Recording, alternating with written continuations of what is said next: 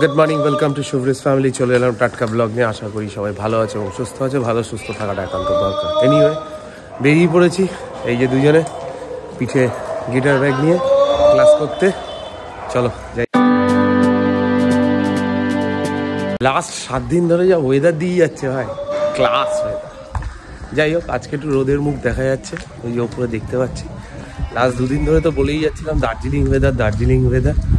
আজকের থেকে একটু রোদ দেখা গেছে। Good morning, welcome back to new blog. আশা করি তোমরা সবাই খুব ভালো আছো, সুস্থ আছো। ভালো সুস্থ থাকাটা দরকার। ঠান্ডাটা আজকে আবার খুব মারাত্মক, কারণ রোদ উঠেছে, তার মানে বিকেলবেলা আরও ঠান্ডা হবে।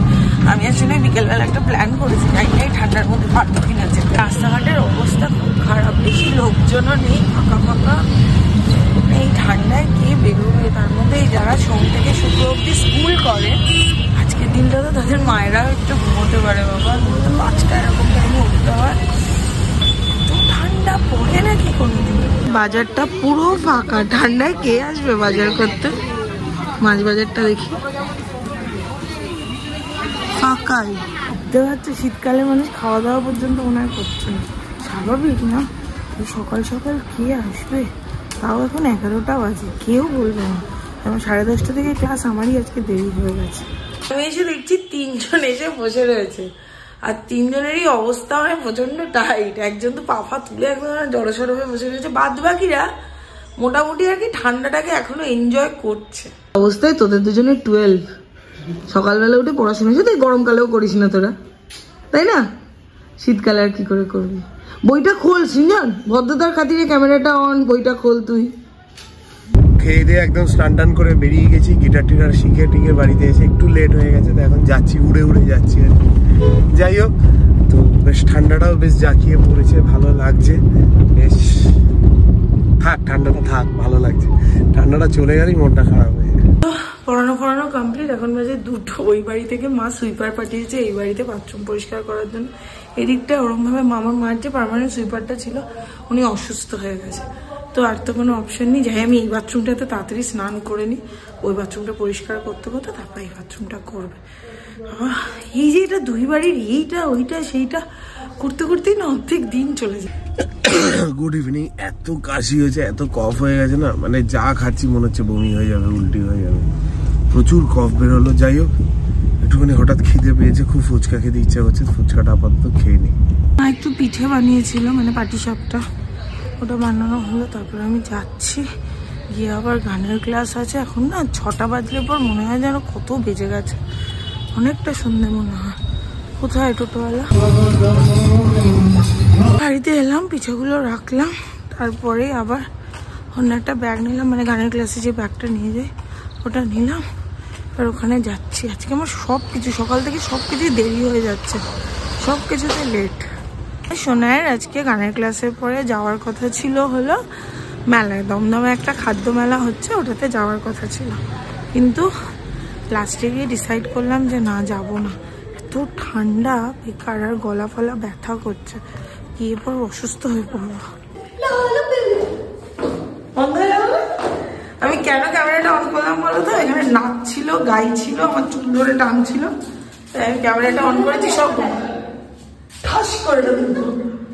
আমি আর সোনা একটু বেরিয়েছিলাম, আমাদের কিছু অল্টারেশনে নেওয়া লেগেছিল, তো তারপরে ভাবলাম মোমো হচ্ছিলো এখানে, কালকে শুভম শুনছিলাম মোমো খেতে, গরম গরম সবজি, আমি মোমোটা খাই, কারণ আজকে আমারও করতে পারে না। মোমোটা খেয়ে দিয়ে তারপর বাড়ি যাবো। অল্টারনেট দোকান বন্ধ। এই যে এসে গেছে একদম ধোয়া ওঠা স্যুপ আর মোমো। যে সব বই খাতা ওখানে রেখে এসেছিল, একটা খাতা আর একটা পেন কিনলাম। বাড়িতে খাতা হয়তো আছে, বাট এই পেনটা দিয়ে রিসেন্টলি লিখছিলাম, বেশ ভালো। আর পেনটা আমার নেশা, আমার যেন মনে হয় দেখলেই কিনতে হবে। যাই হোক, আর পান বানাতে দিয়েছি। মার একটু অম্বল হয়েছে, মাকে আমি বললাম রাত্রিবেলা একটু পান খাবো। মারটা নর্মাল পানই নিচ্ছে, আমাদেরটা মিষ্টি করে করে। আজকের দিনটা একটু হাঁটা হয়ে গেল, অনেকটাই হলো। গান শিখতে গেলাম, গান শিখে এলাম। আজকে রাত্রিবেলা গিয়ে একটু প্র্যাকটিসটা করবো, নইলে ভুলে যাবো। তারপরে এখন একটু হাঁটলাম, হেঁটে গেলাম, হেঁটে এলাম। এরকম করে করেই একদিন আমি ঠিক পৌঁছে যাব আমার লক্ষ্যে।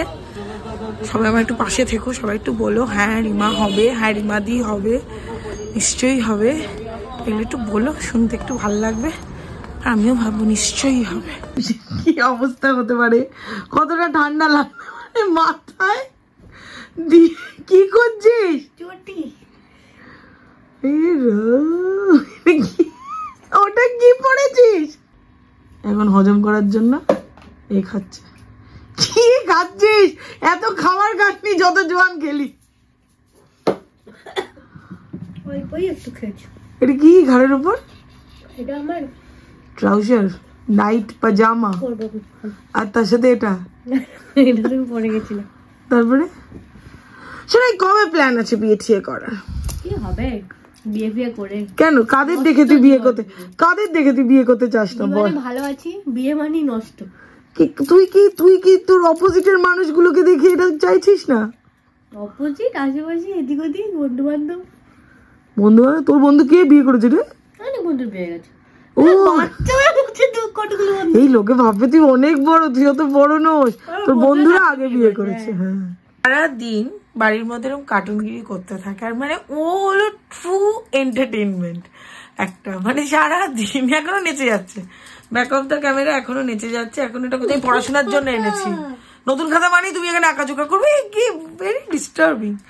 যাই হোক, তো মানে আমি যখনই সিরিয়াসলি সোনাইয়ের জন্য, আমাকে সবাই বলে যে সোনাইয়ের জন্য তোর কতটা, সোনাই অনেকটা টাইম আমাকে আগলে রাখে যাকে বলবে। এই যে শুভম এতটা ব্যস্ত, এই জায়গাটা সোনাই আমাকে বুঝতে দেয় না। ওর টাইমটা দিয়ে যতটা পারে অফিস করতে করতে এসেও আমার সাথে কথা বলে, এটা করে ওটা করে।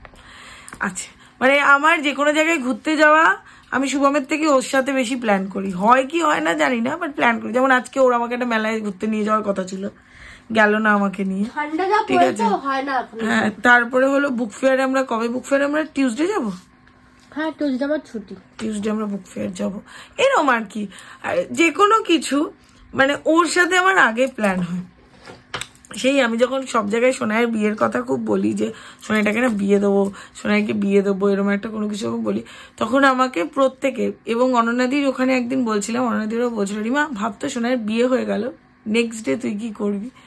আমি বললাম হ্যাঁ সত্যি আমি কি করবো, আমি অতটা ভাবিনি কোনোদিন যে নেক্সট ডে কি করবো, কতটা খারাপ লাগবে, কত। আমার মা বলে তুই তো হসপিটালাইজড হয়ে যাবি সোনাইয়ের বিয়ে হয়ে গেলে।